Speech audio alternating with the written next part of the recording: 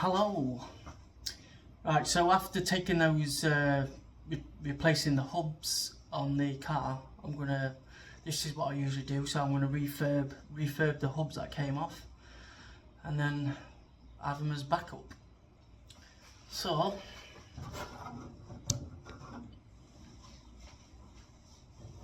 there we go. Obviously it's a bit crusty. Yeah, not too bad, but you know. So I'm just going to get the wire wheel on them. Cleaning up.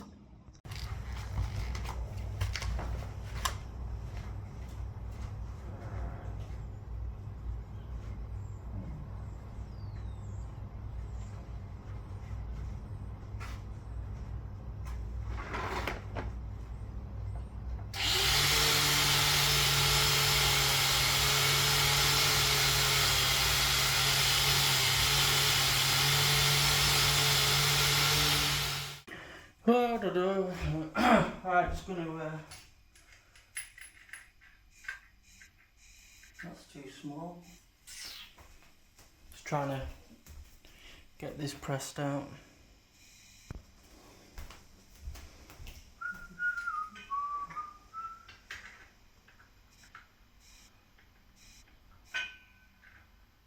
A bit too big, that. Not better, that's a bit better. See how that goes.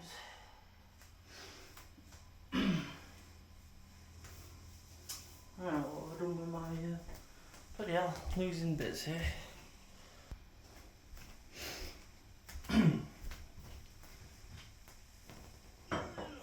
Yeah, if you're doing this, inside, like you do, like you have a press in your kitchen, but anyway. Yeah, in fact,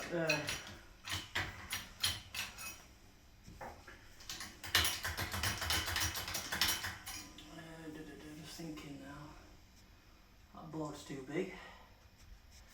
Everything's always just out of whack, isn't it?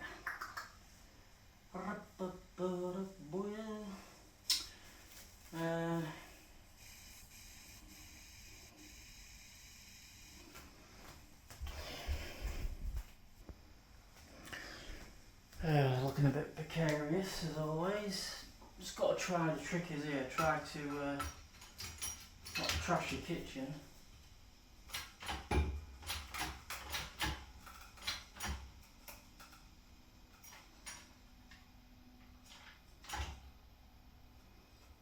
Obviously.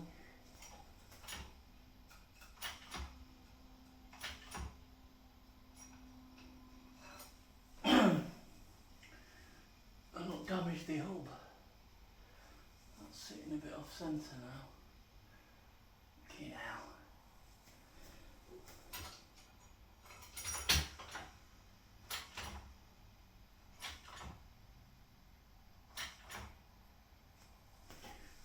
I'll tell you how to come without flowing. Oh yeah.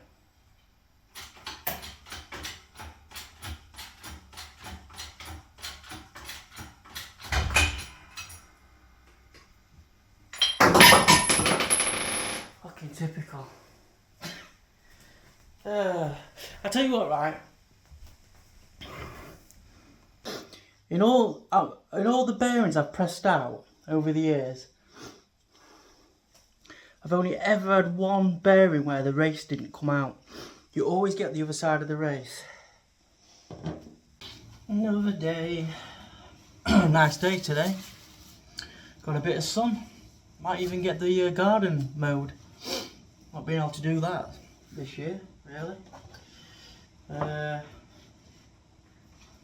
So I'm just after taking the flange out, I'm just gonna tickle him a bit more with angle grinder.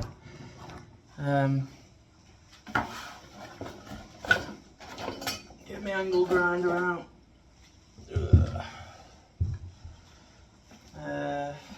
I have got this. I could do ideally with more of this shape with the wire wheel. I think this is probably a bit too aggressive on the aluminium, so I don't want to, you know, deform things. In fact, I ain't got my wire wheel.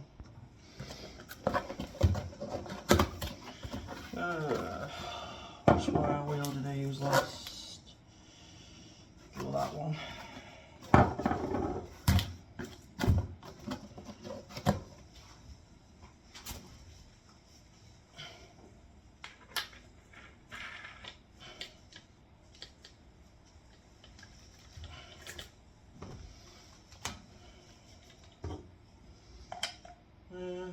Where did I have it last time?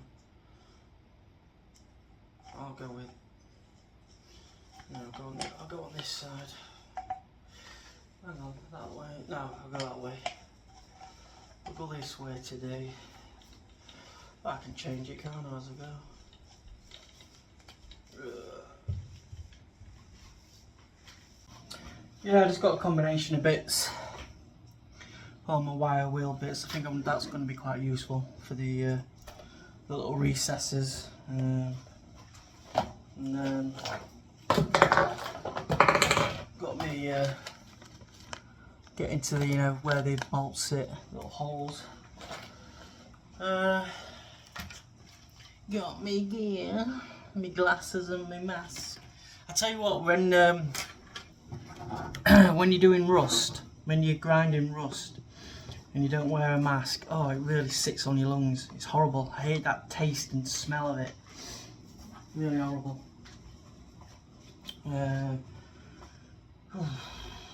Yeah, so I think once I've cleaned them up, got all the old paint off, back to bare metal, I think I'm gonna press the bearings out, the rest of the bearing out.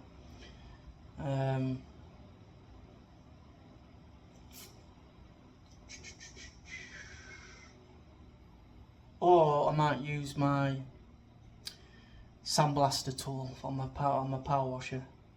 We'll see.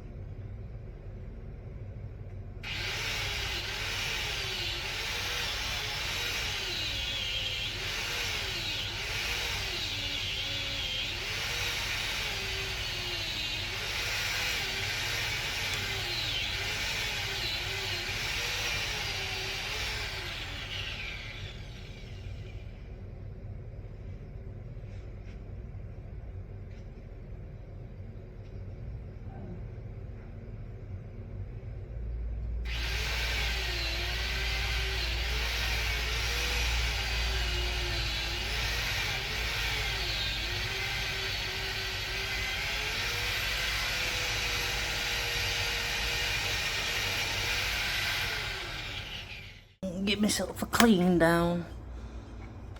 Well, it'll help if I turn it on, won't it?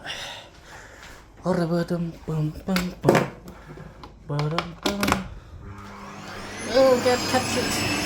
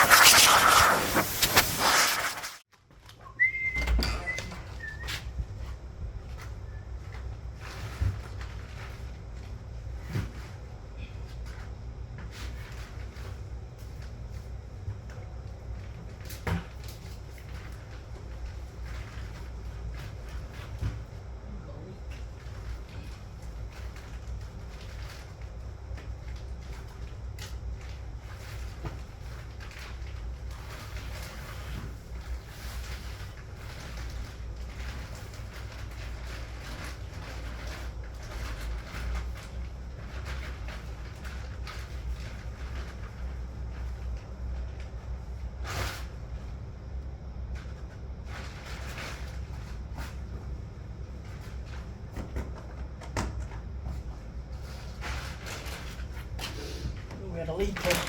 She had a cut in her already, mummy.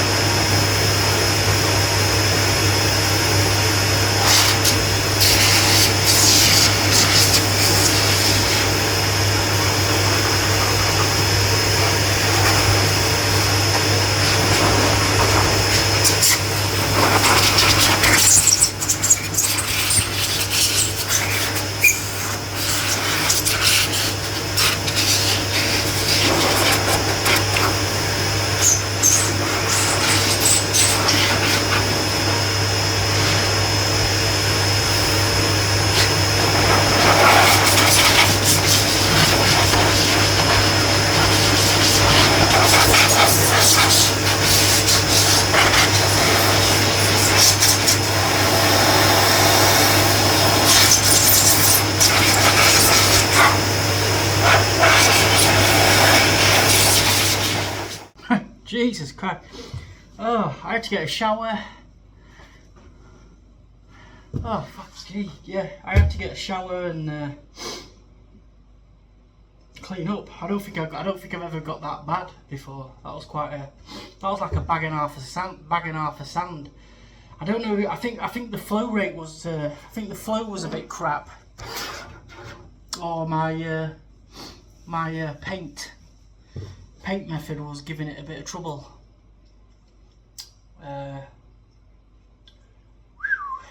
Let's have a look at it.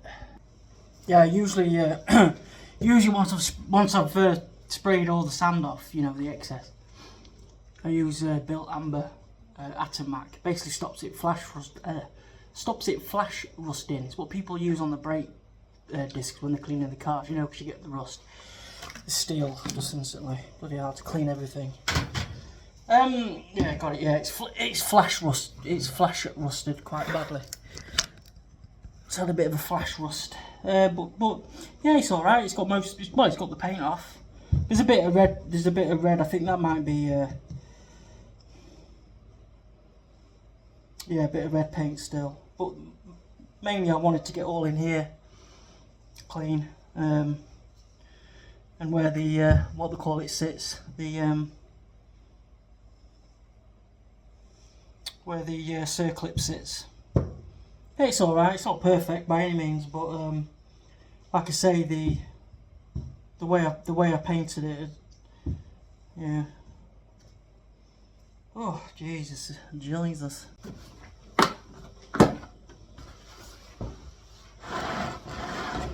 Bloody hell. Room. Oh, this is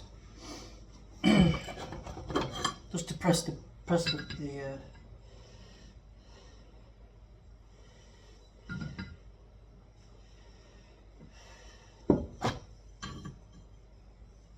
no.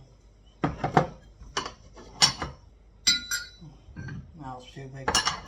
Too big.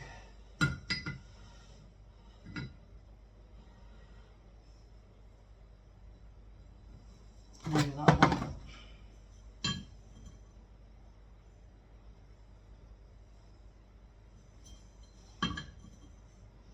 That's it. And then you wanna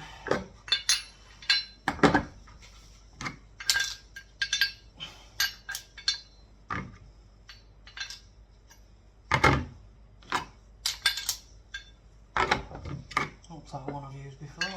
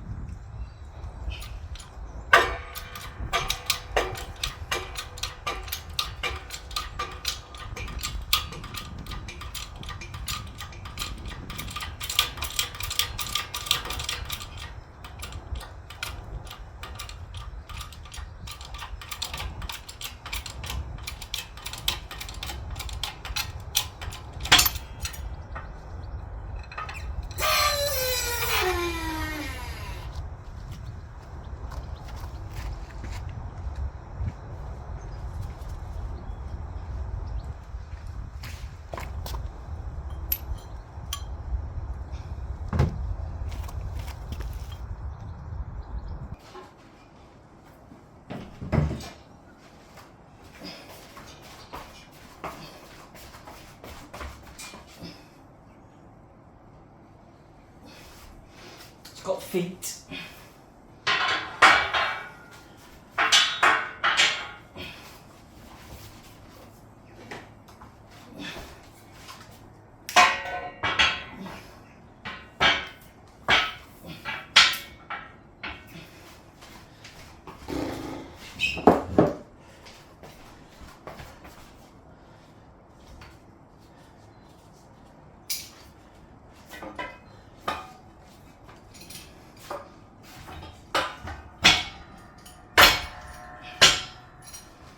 Oof.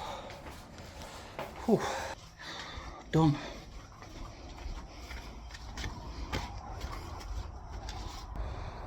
Dirty bearings. All dirty bearings.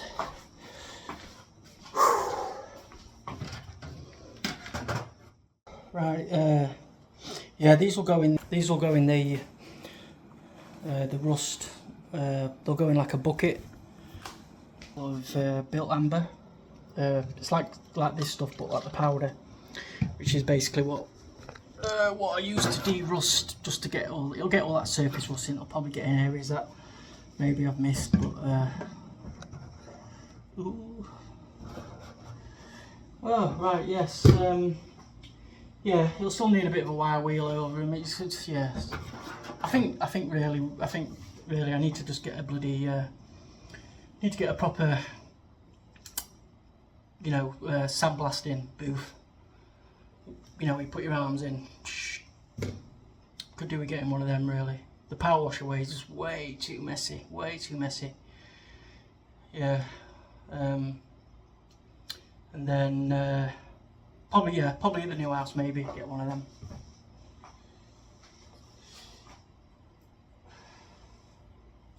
Right, in the bouquet.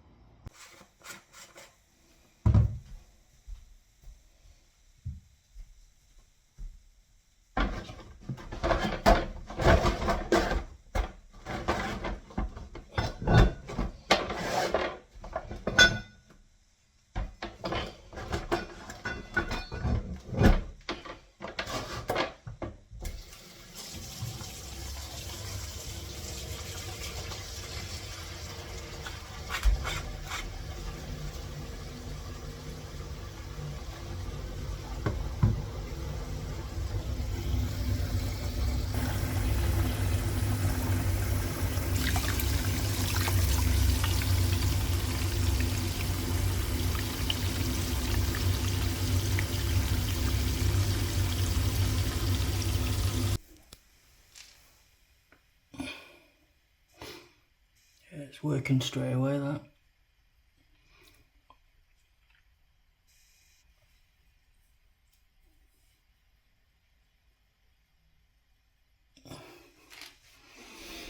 Give it a bit of a stir, I think. Yeah, that's good stuff. Built amber Built amber detox C.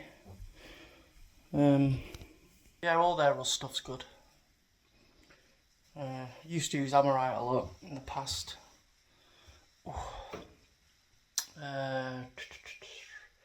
Yeah, I'm just gonna let that soak for a bit.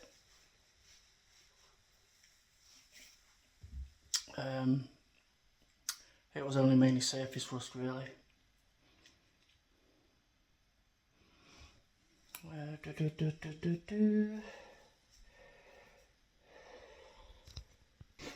Yeah, I just use hot water, well, warm water. I think it helps the chemical process. Right, so I've got them out of the rust remover.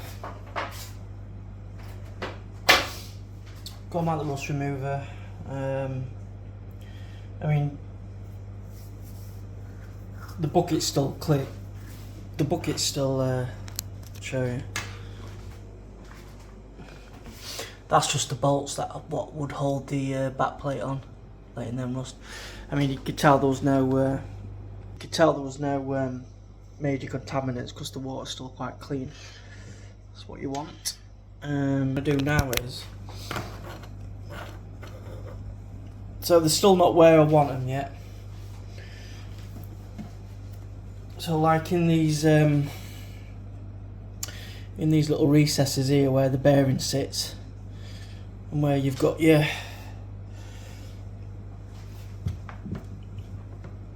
I'm just going to get my Dremel.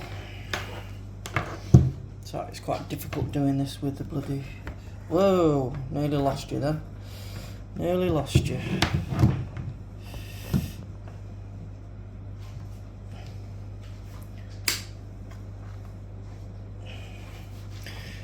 I don't usually recommend. I wouldn't recommend doing this in the house, to be honest, because these little shard things get everywhere. But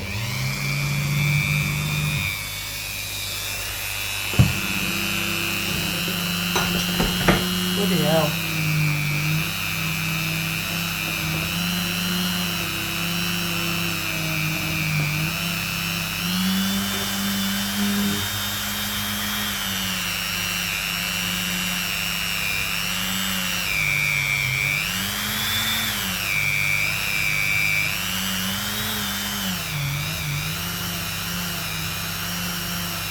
Because when I put the bearings in, I'll use a bit of grease, and what happens is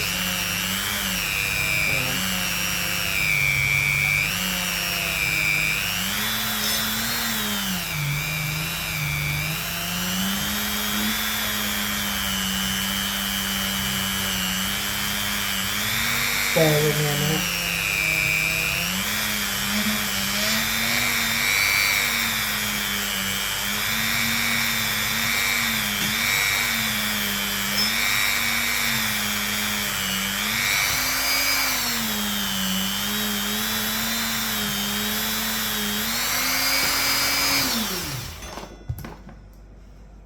So what happens is, that's quite clean, pretty clean now. It's what you want, so your circlip doesn't get you're not affecting the seating of the circlip. You see this little ridge here in the back.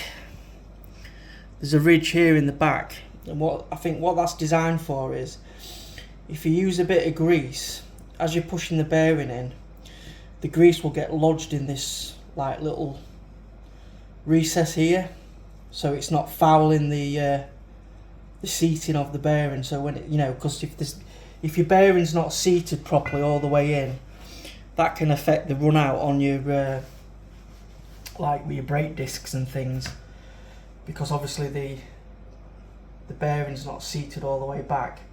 Anyway, just little things like that. But so that's got to be clean. I generally try not to interfere with the mating surface of where the bearing goes in, the chamber. I generally try not to touch anything in here, because I just don't want to upset, any kind of, just like the surface. I'm sure I'm probably being a bit over the top, but yeah, if you use this on a not so high setting, it's not too bad. This.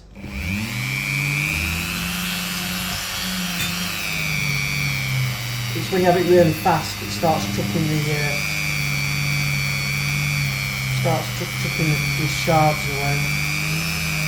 Sorry, I know you can't see, but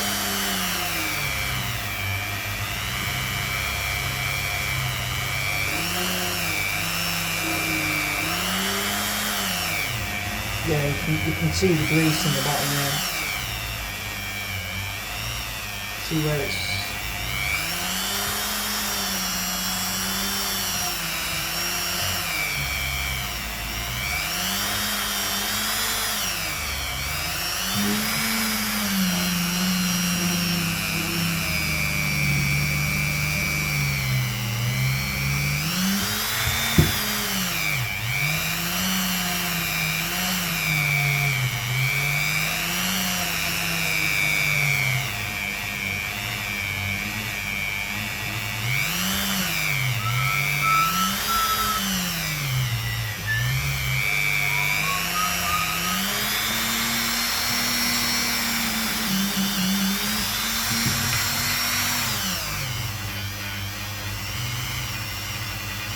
I don't think it's quite strong enough to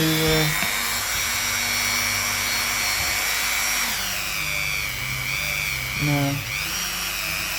It's good for cleaning surfaces up, this stuff. It's good for like, remetaling the surface.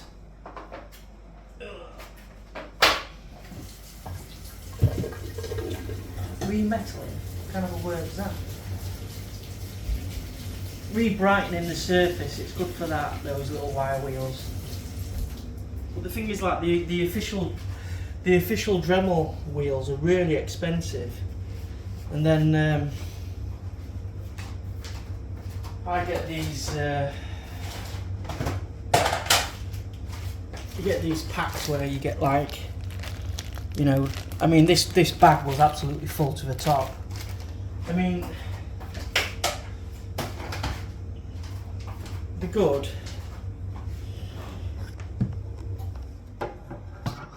Bloody hell. Woo! Let's get old Mickey on. Yeah, they're good, but the official Dremel ones, they don't lose the you know,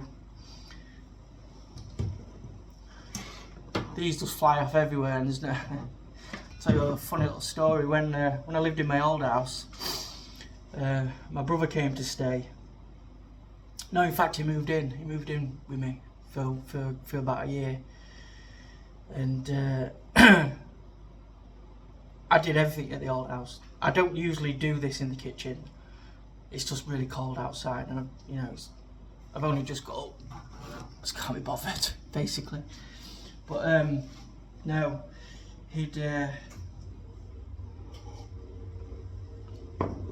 So I use those wire wheels all the time, and every now and then I'd be upstairs or something, and I'd hear this, yeah! And he'd be like, "Just stood up one of those. I've just stood up one of those bloody shards." You know, so yeah, don't do it in your house. Well, it's up to you, innit, really?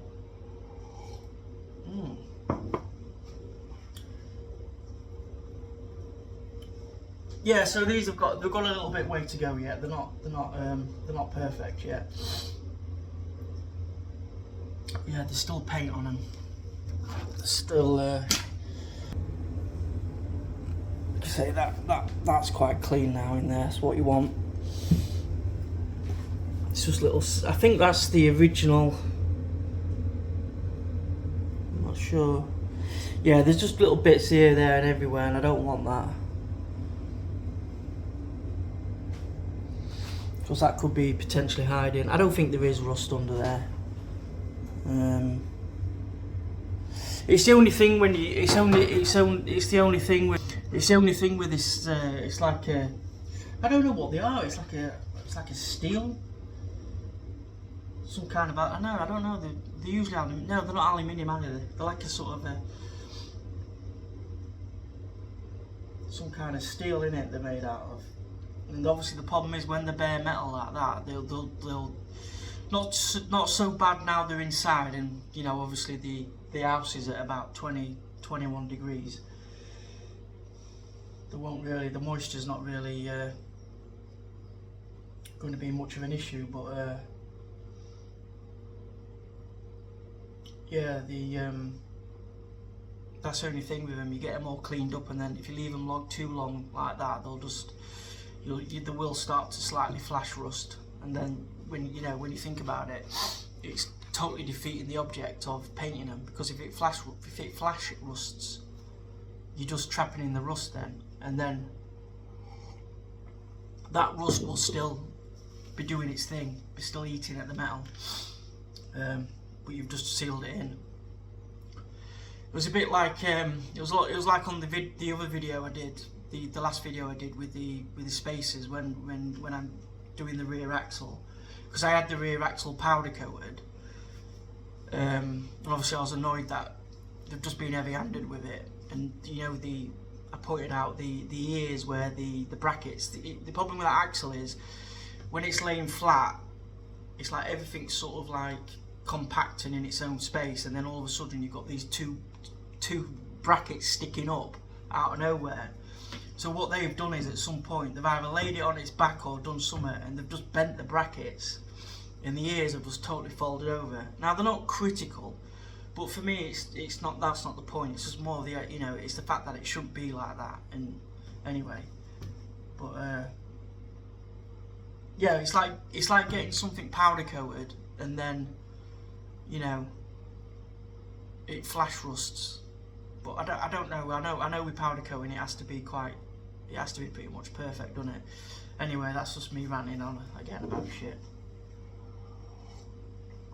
Oh dear.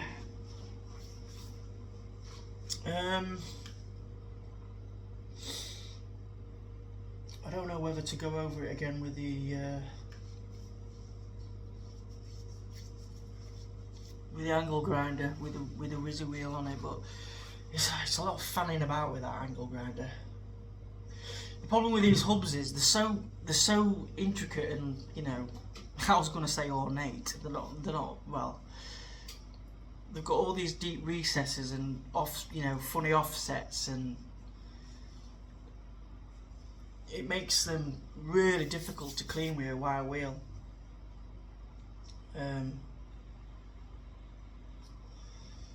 That's the only problem with it.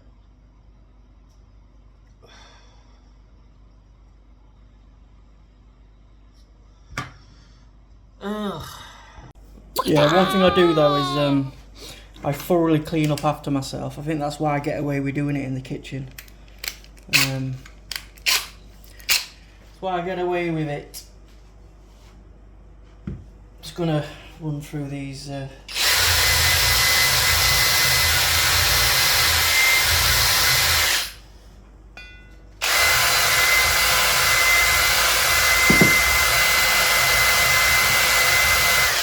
See what crud coming out of there.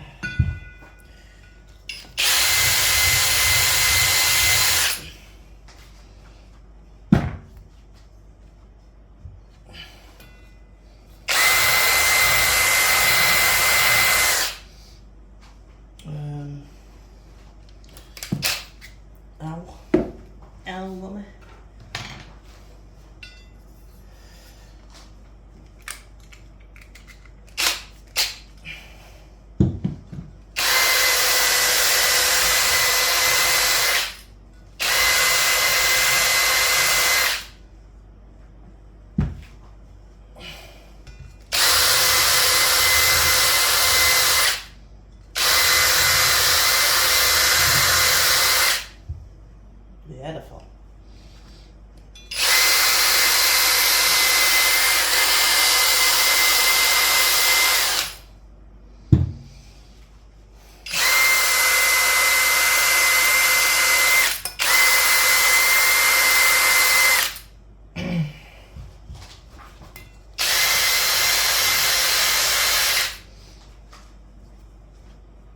And she gets dirty.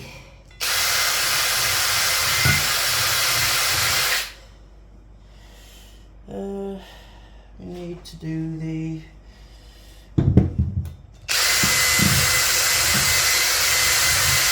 ABS line.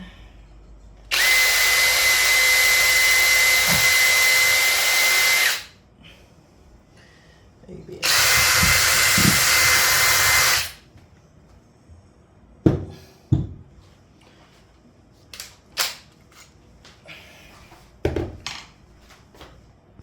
Right, I've given them a good clean. I've done all the threads with the drill, you know, wired, gone in with the whizzy wheel again in these areas. I've cleaned inside here, because this is an area that's really hard to get to, you know, the gap here. Just got a Dremel with a disc plate, and just skimmed in there, which is nice. Just going to show you a tool which is really handy. It's this pinch bolt separator, pinch separator. You can use it for your shock absorbers. Usually it's that side for the shock, or you can use it on your pinch, because this is a common problem. This was a massive problem when I did the clutch on my brother's car the other week, on his car. The reason why I'm doing this now is because when it comes to installing these, I'd rather this gap was opened up a little bit. It just makes it easy for the installation, rather than having to, you know, rag on stuff. So only got to do it a little bit. You don't want to go crazy, because it's only steel in it.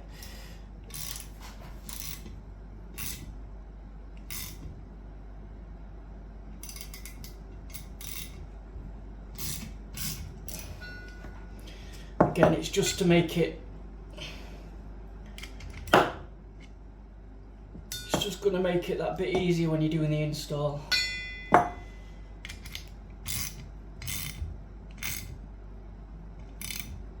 like I say, you don't want to go mental, because you can shatter that. Yeah, that's a bit wider. Yep, beautiful.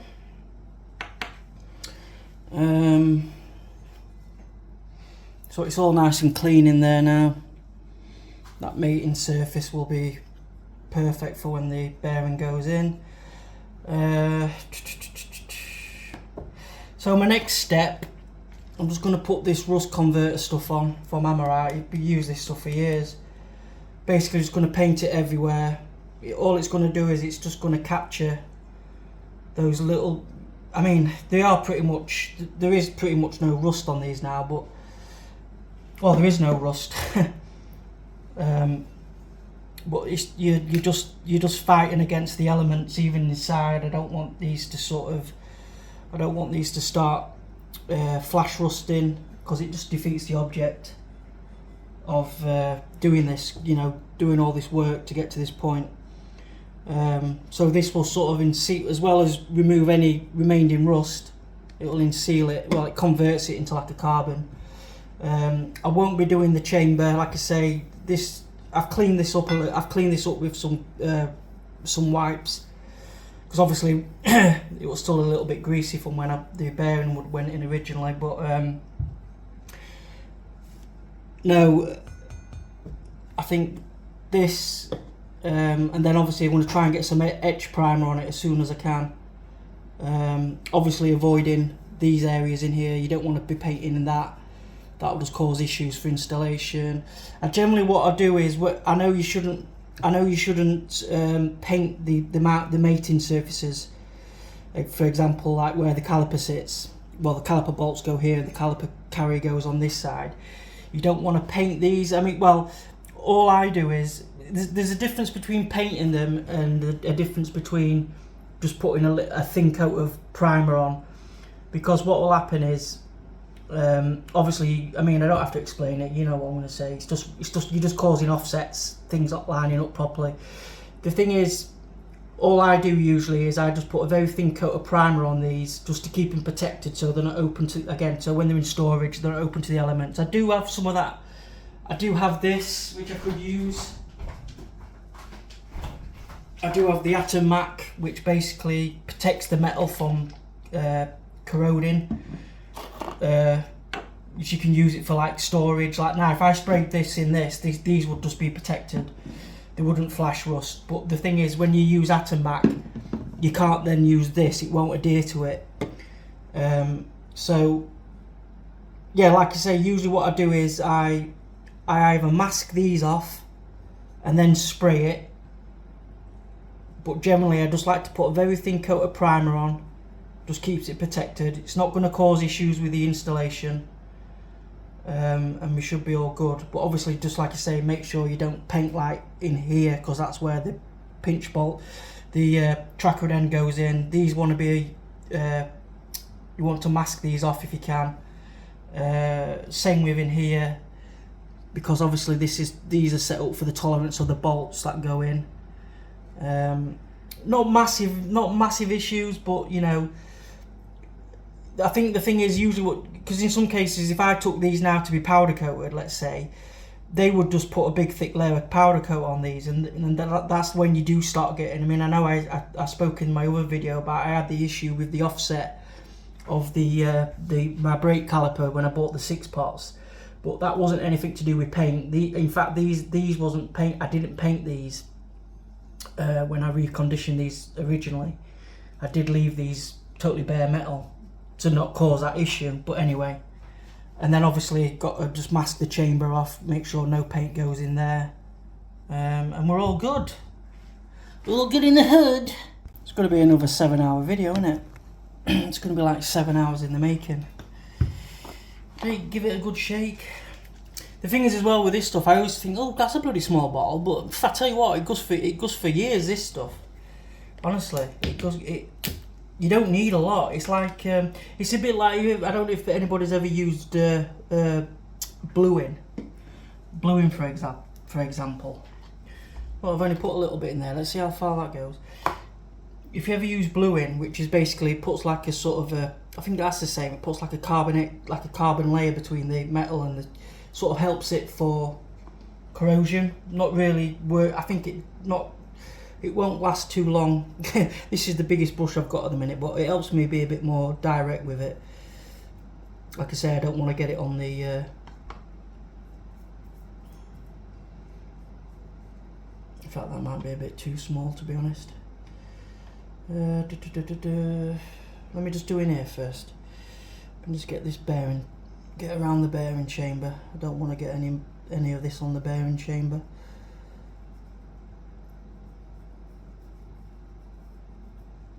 Not like I can't remove it, but you know, if I don't get it on.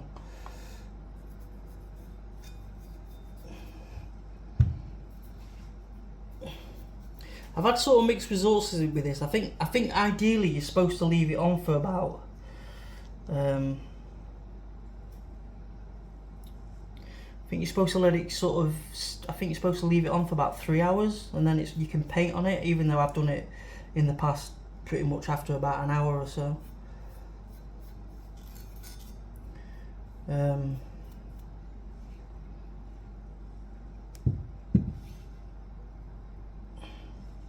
That's another thing as well. I'm going to have to do one side at a time, aren't I? Because it's not going to... tell you what, I will go over these. We'll go over the actual contact points, and I'll do in here because at least it's a bit of protection in it.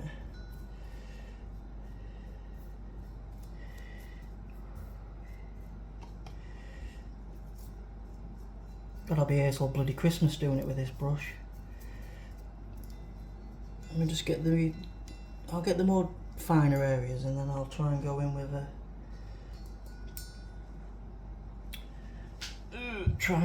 a bigger brush.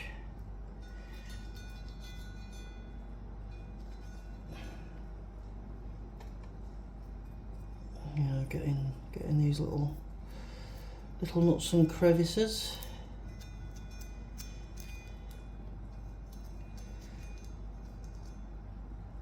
There's a lot of mucking about in it just for a set of bloody hubs. But the thing is this is the thing that I get frustrated by, is the fact that what frustrates me is, like, these hubs are like, I don't know, I think they're about 370 quid each, brand new, if you buy them from Ford. I know when I had the ST180, I know when I had the 150, the hubs on the 150 are completely bespoke for the ST model. The actual, if you ever look at a set of hubs on a Mark 6, I don't know why I'm telling people this, but the knuckle section here is shorter, sorry, on the Mark 6, on the ST model, whereas all the other models, I think even including the Z-Tech, it's longer. This section's longer. I don't think this is the case with the Mark 7. The Mark 7 STs. Anyway, got a bigger brush. So I think the trick is as well is when you're putting this rust converter on, don't try and lay it on too thick, because you will get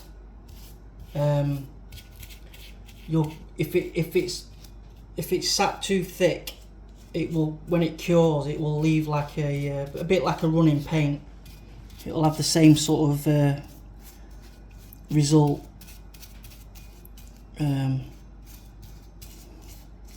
So that's why it goes a long way, really. That's why this stuff can go a long way. I mean, probably what I've got on here will do both hubs, maybe. You know what I mean? Like in there, actually, you can see where it's kind of sitting. Just try not to get any splashing.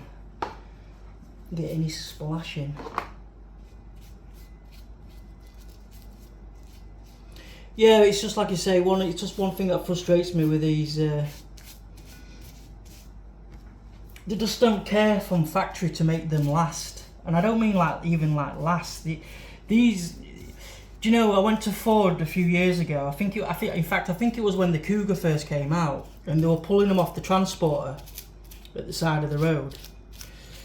And I could see underneath the car. Obviously, I could see right underneath, and like already, like the axle and the components on the car was like already rusting. And it's like, that's just not good enough. I know people say the classic, oh, you don't see it, but it's, you know what I mean? It's quite a firm believer in the, you know, the devil's in the detail. I'm not saying like, you know,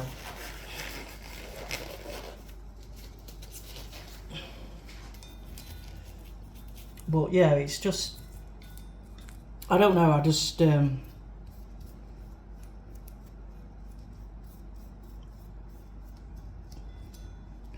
you know, I mean, really, like, how many people sort of really care? It's like, I tell you what I keep hearing about lately. I'm just going back to Mark 6 Fiestas. The thing I keep hearing about lately is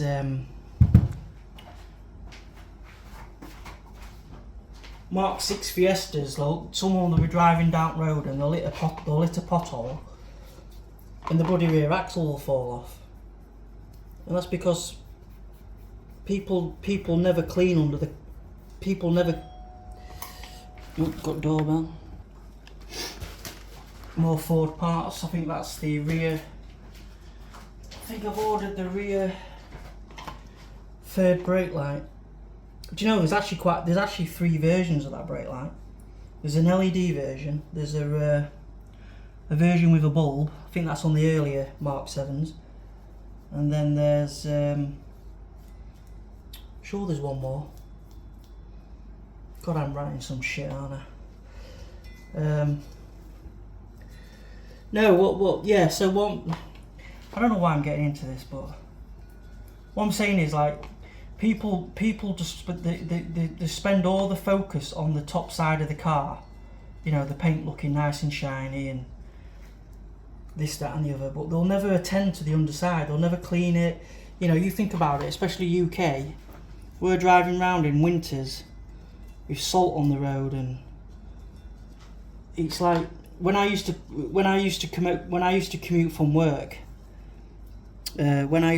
commute from work, because I used to work in Cheshire, obviously work from home now because of lockdown, but when I was commuting, it was like a 3-hour commute.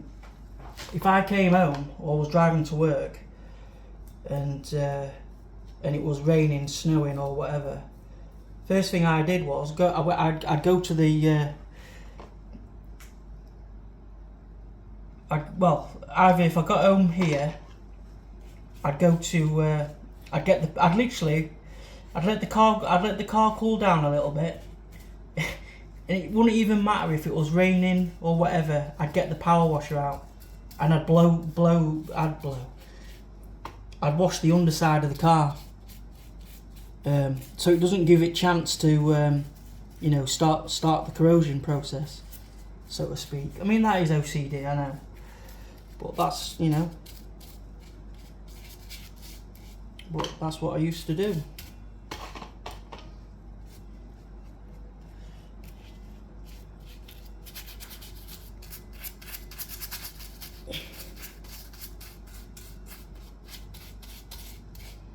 Right, I won't bore you with this. Right, let's have a look at the nuts and bolts that I put in.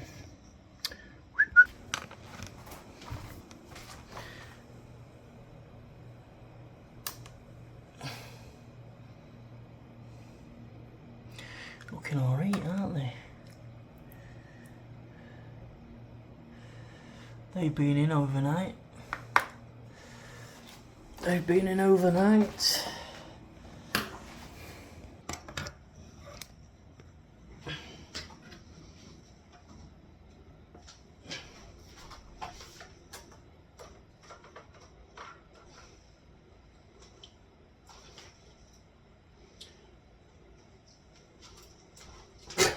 Using a magnet book to get my hands dirty, solid.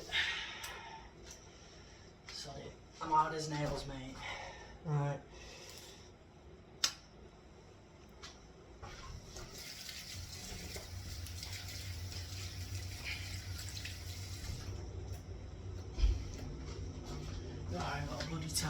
get Etty.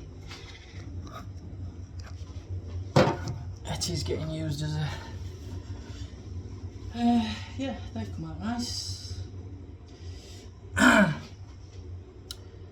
All de-rusted.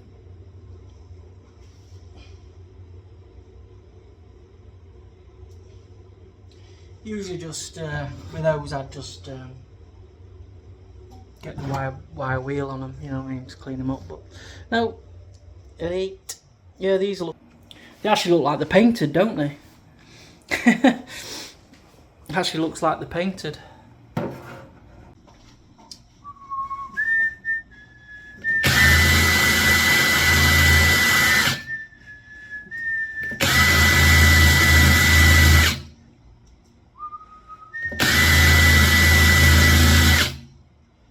Just a bit of paint on the bottom.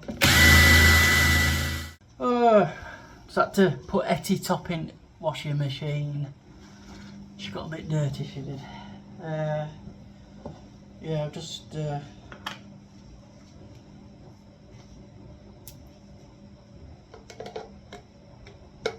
get the last little bit of rust off these. Last little bit of rust, and then they can go in.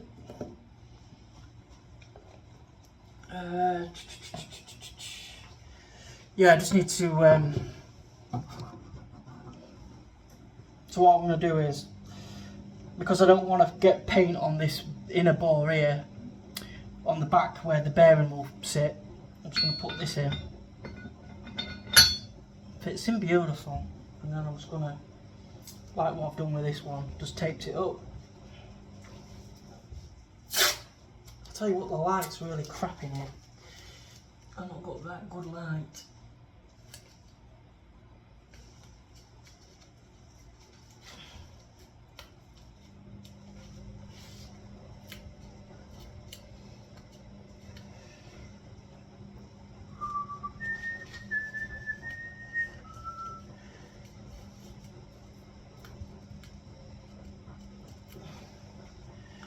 We don't want to get paint on this bit.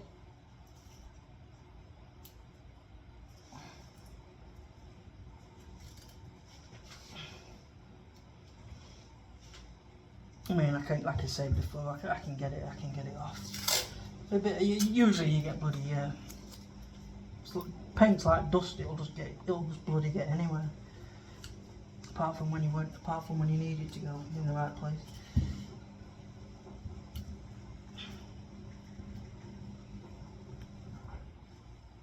There's a little recess. There's a little recess in there as well for the what they call it, for the circlip. You don't want to get that bunged up with paint and, you know. But I've got my wire wheel on my Dremel. That'll accommodate for stuff like that. And the other thing I've got to bear in mind is when I press the bearing in, when I come to pressing the bearing, I've got to use that on there. So obviously if this is all painted, when I put that on there and press it, it's just going to scratch the paint. So it will only be primed. I'll only prime it until the point where I need to get the bearing in.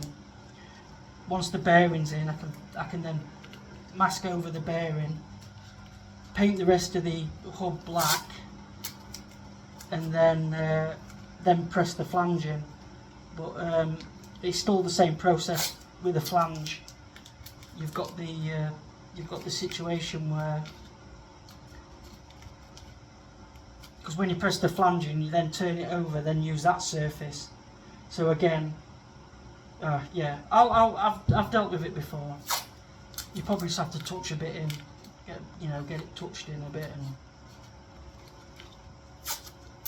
just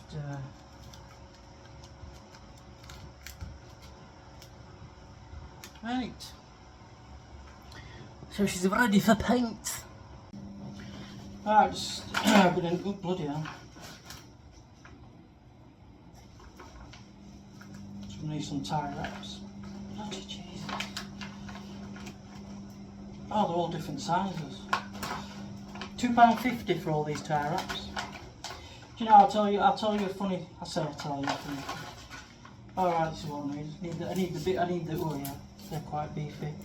You need a good strong tie wrap. For that, £2.50. I think there's 250. When I tell you an interesting little story, again talking shit. I changed the seatbelt buckles. I changed the seatbelt buckles in the car, right? Because they'd all, the sun had faded them. So I bought new seatbelt buckles, and then in order to fit them, I had to take the seat out and rewire because obviously they're wired in, aren't they? Because it tells you when you've not got your belt on. And I'm not joking. Ford, at Ford, there's a tie wrap. The tie wrap that they use, the genuine tie wrap, £10 each just for that tie wrap. Now that is, I like going OEM and using the genuine parts, but I ain't paying 10 quid for a single tie wrap. That is crazy. Right.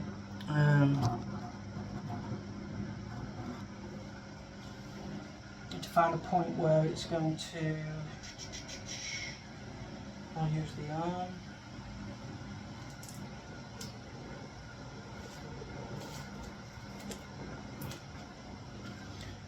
This is just to hold it when I'm painting it, and it will go on the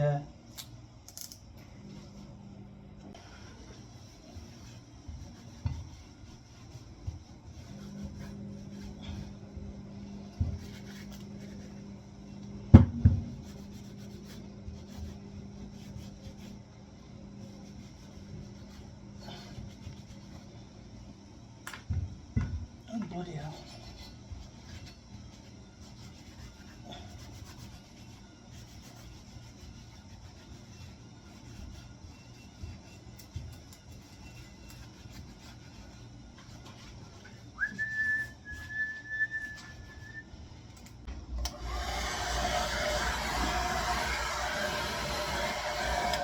Bloody hell, that's heavy.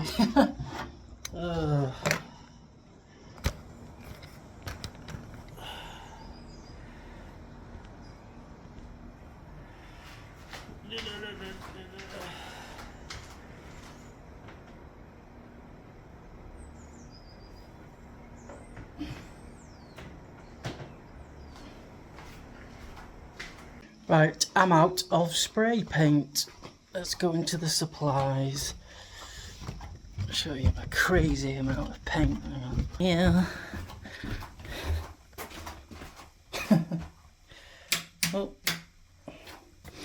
Right, etch primer, zinc primer. That's body. Extreme. Etch primer. Started raining again. British weather. For God's sake. Right. I'll just show it when I've fully primed them.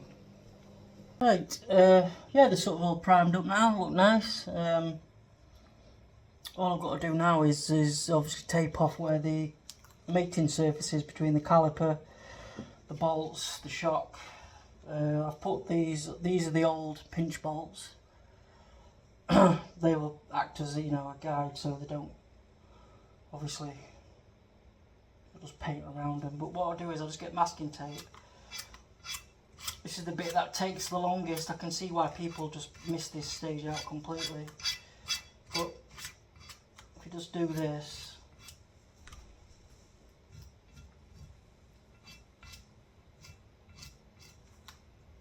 I won't video all of this because my videos are bloody too long as it is. I'll bore you to bloody tears.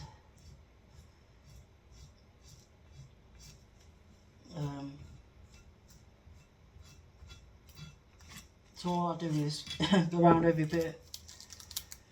Right, yeah, so I've got to do that times what, 2, 4, 6, 8, 10, 20 times. Oh, I'll be back in a moment. Coming to the end,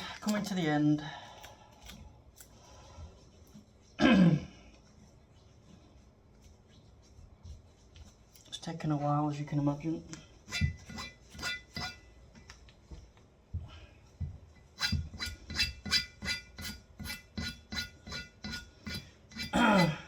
This flipping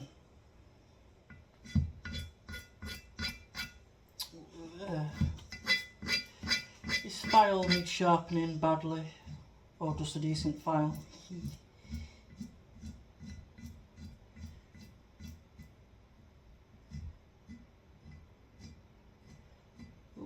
Got a bit of an overlap there.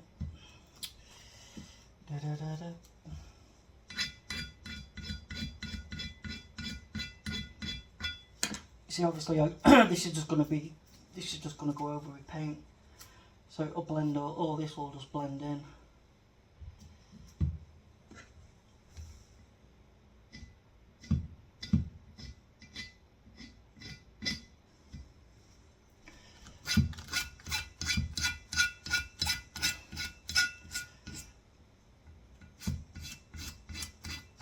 So it doesn't matter if you're chipping the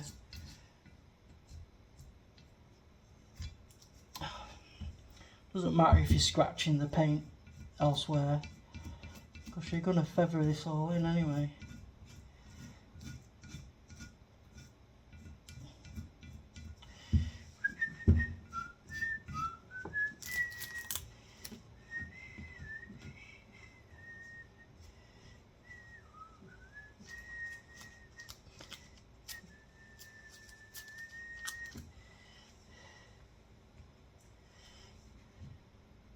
That's where I nipped it a bit.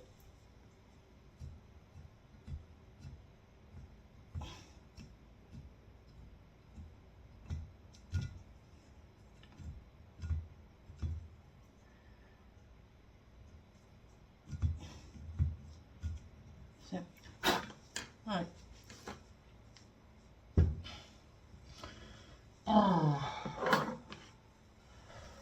painty. Right, just get the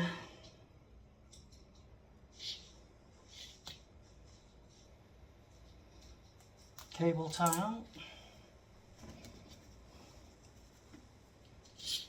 What are we on now? 2 hours. Surprised me this video is already bloody cracking on. Yeah, so all I've done is I've just basically these areas here, you don't really want you don't really want any interference with you know, the mating surfaces. Right, all painted, well, primed for now anyway, so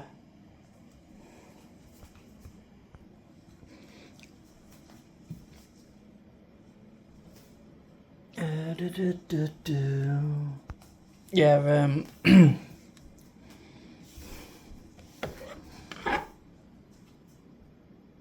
so make sure certain areas you don't want paint. Yeah, because you'll never get the ball jointing. You'll never get the ball jointing if that's all painted up. Yeah, no, they're looking good. Looking good. Obviously, get some satin black on. Get some satin black on after this.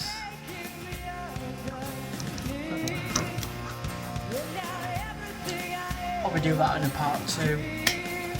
I bet this video's probably over an hour. Try and cut it down a bit. Yeah, then I'll be getting the bearing in, the flange. Like I say, the only thing to make this surface here is obviously you put the cup on for the bearing to push the bearing in, to put the flange in. Is it the flange or the bearing? No, it's for the bearing. This side's for the bearing, and then you turn it over, and then you put the what they call it. You put it on that side. So obviously that paint's going to get